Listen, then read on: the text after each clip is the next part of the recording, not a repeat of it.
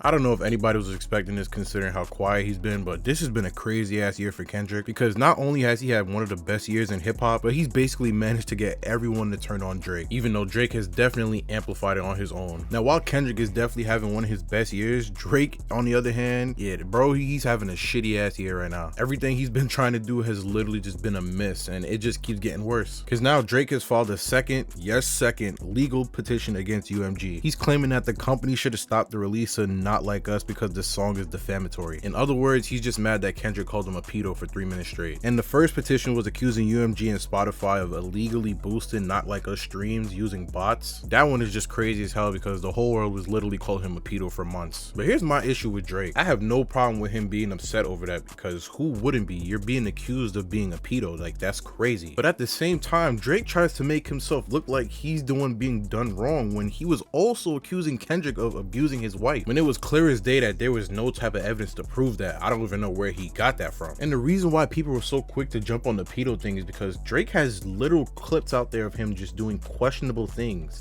that he shouldn't be doing, things that will make you look back and go, like, why? How did you end up in this predicament? Why are you in this predicament? But my point is that Drake being mad at Kendrick accusing him of this, it goes both ways. Even if you think one is worse than the other, at the end of the day, they were also accusing him of something with no evidence. So honestly, Kendrick should just be as mad as you because you were accusing him of something as well. All of this just makes Drake look like a sore loser, and it really shows that Kendrick is living rent-free in his head. Because when you really look at it, Drake has been sneak dissing all these artists for years with no type of repercussion. He was telling Kendrick, drop, right after he dissed him on Future's album. Then when he finally does what you ask him to do, causing it to not work out in your favor, and now you result to acting like you're the innocent one, you quite literally asked for this. This is not a 20v1. You have been dissing people for years, sneak dissing in all these songs, and you just expected them not to respond. You quite literally gave Kendrick the fuel to win this beef, and now you can't handle it. He cannot accept the fact that he lost this beef, so he's been trying his best to push the narrative in his favor, which has only made Kendrick look better in the end. He's had Song of the Year, and now he's probably gonna have Album of the Year, and Drake just cannot stand to see that he's not at the top of the rap game anymore. All these little cryptic IG stories and even the sneak disses on XQC's stream, it's obvious that this beef has been eating him alive. And honestly, it would bother me too. Being called a pedo by damn near the whole world for the majority of the year, being told constantly that you're falling off by majority of the world, including your fan base, which is clearly not even true. It's just people overreacting as usual. And Drake took an L, and he's gonna have to accept that because he quite literally did this to himself. Anything he does now going forward is just going to work in Kendrick's favor because this is Kendrick's year. The world will eventually move on for this, and this will just be a memory, but right now